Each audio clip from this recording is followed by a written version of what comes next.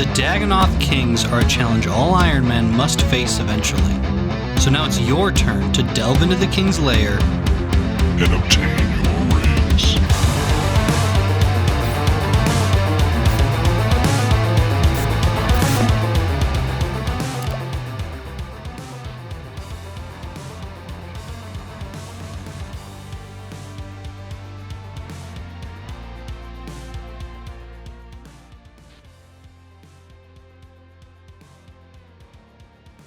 There aren't any hard requirements to fight the Kings, however it's recommended to have completed the Fremennik Trials quest to waive Jarvald's transportation fee. There are 2 required items you will need for every run, a pet rock which can be obtained from this child here, and a rune throwing axe which you can purchase from the Ranging Guild. The minimum stats you can get away with really depends on if you are on task or not. If you're on task, then base 70 should be enough, but if you're off task, you will want approximately these stats. Now these values might seem oddly specific at first, but that's because these 2 sets of stats on the Dagannoth Kings are roughly equivalent. Against the Kings, the Slayer Helm effectively acts as a plus 11 boost. This relationship is not a perfect one, however, and it fluctuates depending on levels and gear. But this is really only here to show you how impactful the 15% damage boost really is against the Kings, especially against Supreme and Prime. The one weird exception to this is that Mage never really becomes better without the Slayer Helm, even at 99. That being said, Rex is exceedingly weak to Mage and has a safe spot, so being on task is nice, but is not necessary to manage him. I would recommend getting base 80s though, regardless if you're on task or not, especially defense. And if you're planning to go for Supreme, you will need 70 Prayer for Piety to make it viable. There's only one direct path you can take to the Dagannoth Kings once you've reached Waterbirth, so the only optimizations we can really make in traveling is to Waterbirth itself. We have a few options for the route to Waterbirth, but the 2 best ones are also the easiest. Option 1 is putting your house in Relica and then running to the docks to have Jarvald take you there. Option 2 is putting a Waterbirth Island teleport in your POH. This requires 72 Mage, but you should have that before coming here anyways. Now on the surface, it might appear that option 1 is better because you will have to get a new rock from this child each run, meaning even if you teleported to Waterbirth, you will still have to double back anyways. Convenient enough though, you can actually acquire as many pet rocks from him as you like, so you can go grab a few inventories worth, allowing you to skip the run entirely. So ideally, option 2 is better, but the first option is still more than viable. Once at Waterbirth, it is a winding path with 2 basic puzzle mechanics. While you're running there, you will need to be switching your protection prayers from all 3 styles. I recommend using the ground markers plugin to mark the tiles in front of each ladder, labeling what you should be praying for the preceding section, so you don't have to memorize it.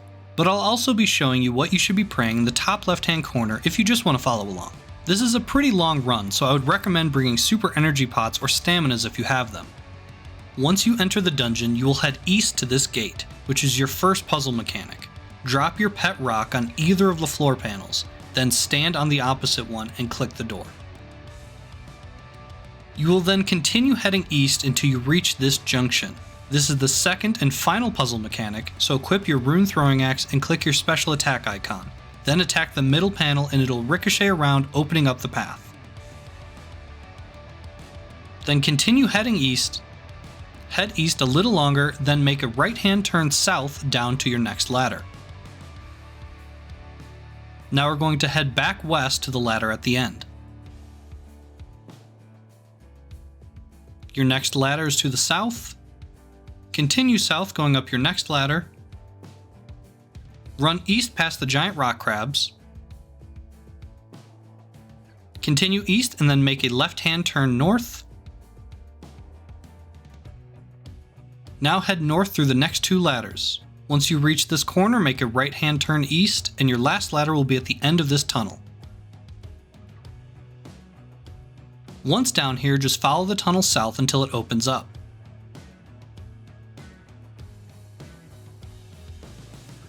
Head east until you reach this route and jump over it to hide in this safe spot. Congratulations, you've made it. Now that might have seemed like a lot to remember, but honestly, you can't go the wrong way as long as you don't go up the first ladder and you don't go down this corridor. Everything else is just following the tunnel's natural path from ladder to ladder. The ladder you see to your west is the entrance to the King's lair, and this crack here is used to see who is currently in there fighting with them. Before we get started doing some runs, I want to cover what the goal is for this guide and the assumptions I'll be making about your account in aid of this goal. The goal is to show you how to solo each individual boss, and we won't be relying on max gear and stats as well as tri-Bridding. So as a baseline, the highest weapons and gear I will expect you to have as an Ironman are Iben Staff for Mage, Rune Crossbow or Magic Shortbow for range, a Dragon Scimitar for melee, and some Barrows equipment for armor, as well as access to blood spells for only Prime and Supreme. Now of course this is just a baseline and not every account is the same, so if you have better versions of any of these things like a trident or a whip, you should obviously bring them. Living every day in your head for free. You can tap away, but I will not hear you scream. You can break the keys. Rex is by far the easiest boss down here because he has a safe spot, so he will likely be your first boss you kill. He is weak to mage, and thus we will be killing him with a mage setup. And because he is so weak to mage, we don't really need to wear much mage gear. If you've done barrels before, it's a very similar setup. Here is a chart showing the gear progression. We want to stack as much range defense as possible to mitigate the Spinellipse damage. These are the minions that spawn in the surrounding canal. They attack with both range and mage, but will do far more DPS to you with range. They will also periodically poison you. Having tank barrows equipment will be highly beneficial here for this defense, as well as a high range defensive shield. Your inventory should look something like this, with some prayer pots, a few super anti-poisons, one super defense pot, and the basic supplies to get here.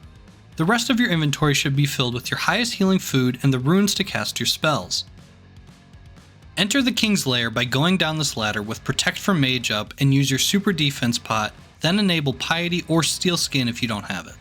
We only really need these prayers to get into the safe spot, so this is why we brought the prayer pots. This can be the hardest part, as Supreme and Prime love to hang around the ladder. If you're having trouble with this, you can always head back to the crack to try and wait for a better position. If you still feel like you're taking way too much damage trying to get into the safe spot, you can try using the NPC Aggression Timer plugin. This will give you an outline of the area that monsters are aggroed onto you and gives you a timer showing when they aren't aggroed any longer, so you won't take any extra damage from them while going up and down the ladder. Just make sure that before you wait out the 10 minutes, you go down the ladder at least once first to load the area below so the timer doesn't reset when you go down. It can be pretty annoying getting into the safe spot, so if you're struggling with this, waiting the 10 minutes is probably worth it. Once they cooperate, hug the southern wall until you make it to this tile. Once you reach here, you can disable your prayers. Once here, mark these tiles if you like using tile markers. Make sure you're standing on this tile before you attack Rex. He will spawn in this general location, but he does tend to wander, as do all three kings, so if he has wandered, wait for him to get back near his spawn location and then attack him. Then immediately run to this tile and wait for him to walk towards you. You can usually get 1 or 2 attacks in while you wait, but be careful not to get pulled into Prime. Once Rex reaches this tile, run back south here. He'll get stuck on this small hill. Now the safe spot is set up and you can freely kill him. Once he's been defeated, head back to your starting tile and get ready to attack him as soon as he respawns so that he doesn't wander. All three kings have a 90-second respawn, so I recommend using the Boss Timer's RuneLight plugin to keep track of this. Rex has 3 different food drops in increments of 5 each, so you can expect a food drop from him roughly every 11 kills. So you should be able to sustain here on the food you brought plus his drops alone, but you can bring blood spells here instead of Iben's if you want the extra healing. And that's pretty much it for Rex.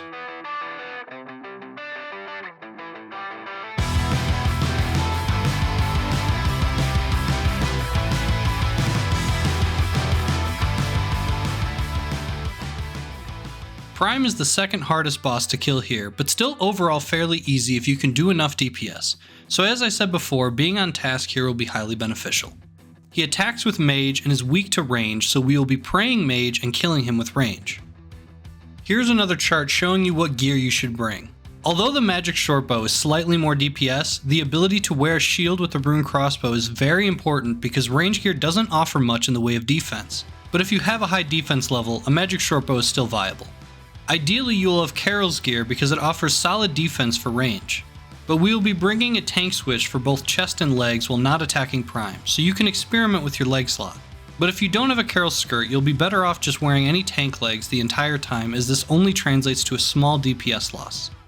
Your inventory should consist of ranging pots if you have access to them, lots of prayer potions, one super defense pot, and a few super anti-poisons as well as some food. And your highest blood spell, as this will be our main source of healing. Optionally, you can bring an ancient staff to autocast your blood spells, which I personally find more enjoyable, but it isn't necessary if you want the extra inventory slot. Lastly is the basic supplies to get here and your tank switch. The start of this method is very similar to Rex, but it's a little easier to get into position. You'll take a sip of your defense pot, and then go up and down the ladder while praying mage and wearing your tank gear. Do this until Supreme moves down south, and like with Rex, if you're struggling with this portion, you can let your NPC aggression run down while hiding here. But getting into the safe spot is a lot more forgiving than Rex, since we don't care if we pull Prime on the way there. Once Supreme heads south, hug the north wall until you reach this tile. It's right next to a patch of seaweed on the ground. These tiles marked here outline your safety zone, and we want to try and stay within this zone because Supreme and Rex won't get pulled as long as you stay here. After you're ready, pot up with your ranging potion and switch to your range gear to begin attacking Prime. If you did pull him on the way here, he might be too far away for you to stay in the safety zone while being on rapid. If this is the case, you have two options. Option 1 is to switch to long range to finish the kill. This is a bit slower than rapid, but it's far better than being pulled into Supreme or Rex, as pulling them means you basically need to completely reset. Option 2, you can run down to this tile here. This will pull Prime a bit closer, and then you can run back to the safety zone to finish the kill. But pay attention to Rex's location while doing this so you don't accidentally pull him in the process. This only works, however, if he's pulling you back towards the ladder. So if he's wandered too far south, your only option is going to be long range. But as long as you attack him right off spawn, this really shouldn't be too big of an issue. I would also recommend using Eagle Eye throughout the duration of Prime's kill. After you've killed Prime and his loot drops, you'll quickly realize it's next to impossible to grab the loot without pulling the other two kings. The most simple solution to this is just don't pick up his loot until he drops something valuable enough that you don't mind resetting to obtain it. Most of his normal loot isn't very good anyways, so in my opinion, it's better to just wait for those big ticket items and then reset. The other solution is to bring telegrab runes. The main problem with this though is that we're on ancients to heal with blood spells. So unless you have high enough stats that you can sustain yourself on the food you brought plus his food drops alone, I would advise against this. Lastly, once Prime has been killed, switch to your tank gear and cast your blood spells on the Spinalips. They move around quite a bit and don't group up for very long, so I personally just use the single target spells and let the ancient staff autocast do all the work, but if you want to maximize your healing, manually cast your AoE spells when they group up. The Spinalips have pretty low magic defense, so you should be able to hit on them just fine, but if you feel like you need a little extra DPS, you can use Mystic Might on them as well. Even though Prime is a little tougher and costs more resources, the setup is a lot easier than Rex, so I personally find Prime the most enjoyable to kill. Now let's move on to the third and final king.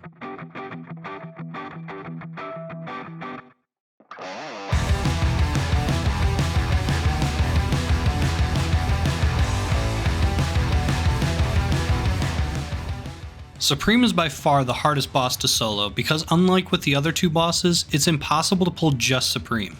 So being on task, like I said, will be immensely helpful with this method. Supreme is weak to melee and attacks with range, so we will obviously be killing him with melee.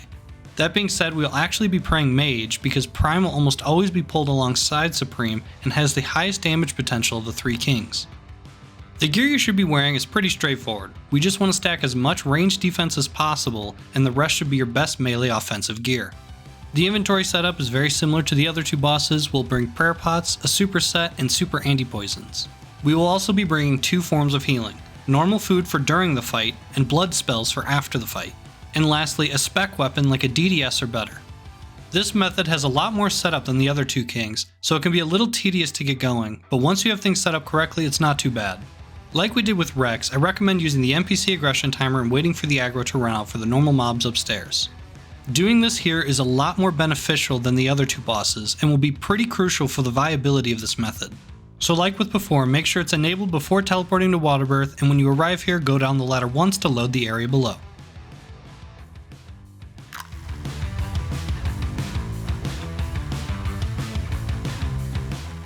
After waiting out your aggro timer, we're going to be looking for a specific world. We're looking for a world with only one player in the cave. The reason for this is we need somebody to be killing Rex so we don't have to worry about pulling him. He's the most common boss to farm down here, so if you see one person in the cave, they are usually either killing only Rex or tri-breeding all 3 bosses. This might go against the spirit of soloing a little bit, but it's very easy to find a world with someone only killing Rex. After you found your world, pot up and enable your Protect from Mage Prayer and Piety. Then head into the King's Lair and dump your entire spec into Supreme and switch back to your main weapon. His max hit is a 30, so try to keep your HP in the 35 to 40 range. We will be safely healing to full after the fight, so try not to overeat your food. Also, this is extremely important. Make sure not to leave your aggro area while down here, as it will reset the upstairs as well. After killing Supreme, head back upstairs and sit in this corner. We will now use our blood spells on the giant rock crab. Only use single target spells here, as many of the monsters are ranged and we don't want to accidentally pull them. The giant rock crab is very wide, so he can't fit through this gap, allowing you to safe spot him while you heal. If he happens to come at you from the other side, just run the opposite way through the gap to get him stuck. You'll be able to heal 45 HP off this one enemy alone, but if this doesn't get you to full, attack one of the dark gray level 90 Dagannoths. These are melee only Dagannoths, so we can safe spot them as well, but they won't get stuck in the same spot the crab did, so kite them over to the root and jump over. You can now safely heal on them here. The 90-second respawn should be more than enough time to get to full HP, but if it's not, it's worth waiting till you get to full before starting another kill. Lastly, this hit and run tactic relies heavily on DPS, and hitting good specs will make a world of difference, so I recommend waiting till you can do at least 2 DDS specs.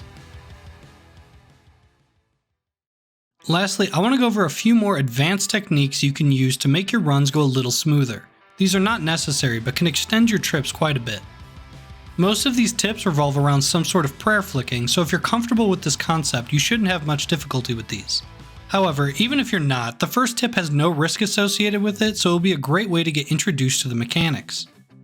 The first is while killing Rex and Prime, you can lazy flick your offensive prayers. All this means is you're only enabling your offensive prayers like Eagle Eye and Mystic Might right before your character is about to attack, and then disabling it again. In the long run, this will save you a lot on prayer pots, and if done correctly won't result in any DPS loss.